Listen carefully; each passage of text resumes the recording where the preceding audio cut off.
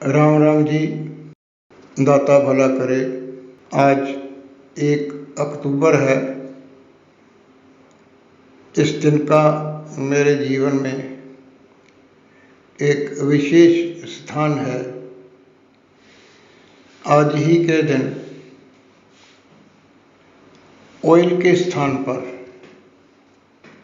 होशियारपुर से जब हम लोग चिंतपूर्णी ज्वाला जी की यात्रा शुरू करने के लिए पहली चढ़ाई चढ़ते हैं तो वो गगरेट आता है, और गगरेट से जो ऊना को सड़क जाती है उसके ऊपर 6 किलोमीटर पर गांधी सेवा आश्रम है, और उस जगह का नाम ऑयल है। ये बात 1 अक्टूबर सन 1985 की है। हम लोग निर्भय महाराज जी को हिमाचल से पंजाब लेने के लिए गए हुए थे, तो रास्ते में मैंने उनसे कहा कि मुझे ऑयल के स्थान पर पूज्य भक्त हंसराज जी के दर्शन करने हैं, तो वो कहने लगे कि मैं भी चलूँगा। तो हम लोग जब पूज्य भक्त हंसराज जी से मिले तो उन्होंने निर्भय महाराज जी का बहुत आदर सत्कार किया, उनको अपने दीवान पे अपने बराबर में बिठाया, और दोनों संतों ने आपस में मौन भाव से क्या चर्चा की ये मैं नहीं जानता, पर निर्भय महाराज ने मेरे को पूज्य भक्त हंसराज जी की गोद में डाल दिया, यानी कि मेरे को उनके हवाले कर दिया। तो उन्होंने मेरे को अपने सीने से लगा लिया। ये मैं इसलिए कह रहा हूँ कि जब हम लोग उनके दर्शन करके आने लगे तो मेरे बापूजी ने कहा कि ये बात पंजाबी है कि मुंडे नूं तुहाडे नाल इश्क हो गया। तब पूज्य भक्त हंसराज जी कहने लगे, मुंडे नूं मेरे नाल इश्क नहीं हो गया, मैनू मुंडे नाल इश्क हो गया। और उन्होंने दोनों हाथों से मेरे को कस के अपनी जफ्फी में ले लिया, और इत्तफाकन जिस तरफ उनका दिल था उसी तरफ मेरा दिल था, और उस दिन से लेके अब तक जो उन्होंने मेरे को अपने दिल में बिठाया है तो कभी मेरे को अपने से अलग नहीं किया। इत्तफाक की बात होती है। कई बार मैं 2 दिनों से किसी बात को लेके परेशानी में चल रहा था। किसी ने मेरे को कोई शब्द ऐसे कह दिए, इग्नोर कर दिया, तो मैं सोच रहा था कि उसको उसी की भाषा में जवाब देना चाहिए। तो जैसा आपने इस ऑडियो के टाइटल से महसूस किया है कि गुरु कभी साथ नहीं छोड़ते हैं, और जिसको वो अपना बना लेते हैं उसको गिरने नहीं देते, भटकने नहीं देते। आज मैंने जो कल परेशानी में मैंने अपना मोबाइल ऑन ही नहीं किया, आज किया, तो सबसे पहले हमारे एक मित्र हैं, पवन जी हैं दिल्ली में, वो रोज़ पोस्ट डालते हैं। तो उस पोस्ट में आज जो वो संदेश स्वामी जी महाराज का था कि बुराई से बुराई नहीं मिटती, लहू के धब्बे लहू के इस्तेमाल से नहीं धुलते हैं, यानी कि लहू से लहू का कपड़ा नहीं धोया जा सकता है।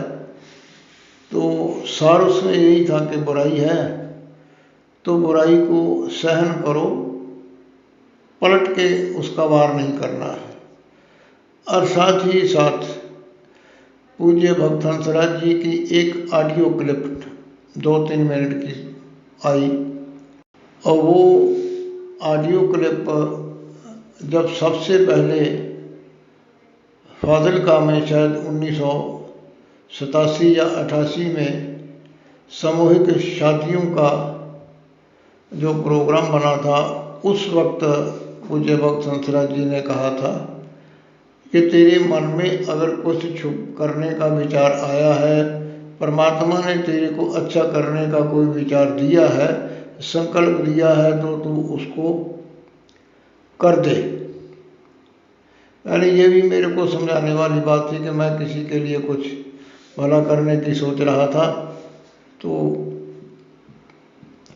उसके बाद एक हमारी बहन जी हैं, उन्होंने एक पोस्ट डाली थी, उसका सार था कि यात्रा बहुत छोटी है।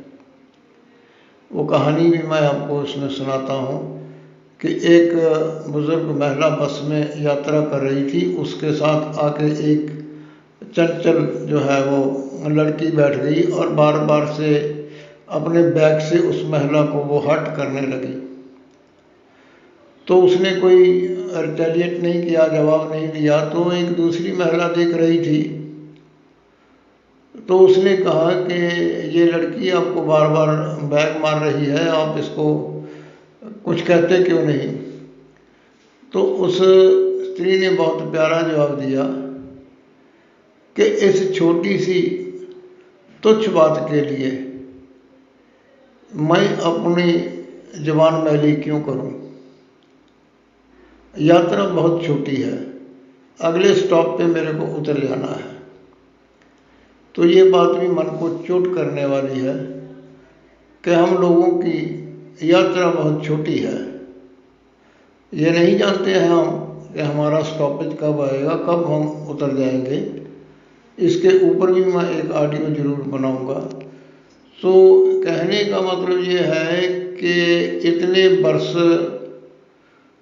मिले को हो गए, तो आज भी वो मेरे साथ हैं। पूज्य भक्त हंसराज जी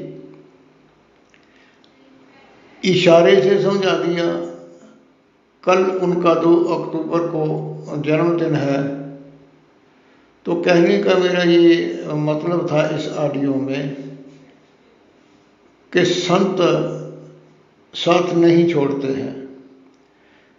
मेरे साथ बहुत दफ़ा ऐसा हुआ है, जब भी मेरे को कोई उदासी होती है, कोई परेशानी होती है, तो वो ध्यान अवस्था में मेरे पास आके कहते हैं क्यों घबराता है, मैं हूँ ना। मैं कहता हूँ आपका आशीर्वाद है। देखो हम लोग मानुष्य योनि में हैं, थोड़ी बहुत चिंता तो रहती है, लेकिन जब गुरु महाराज के दर्शन हो जाते हैं तो वो चिंता दूर हो जाती है। ये मैंने ऑडियो इसलिए बनाई है कि आप गुरु महाराज के ऊपर अपना भरोसा रखिए। वो कभी डोलने नहीं देते हैं, गिरने नहीं देते हैं, रुकने नहीं देते हैं। देखो ये हमारे कर्म हैं, ये तो हमें भोगने पड़ेंगे। अगर कर्म भारी है, मुसीबत में है, तब भी गुरु का आसरा जो है वो हमें उससे निकाल देता है। धन्यवाद। दाता भला करे। राम राम राम।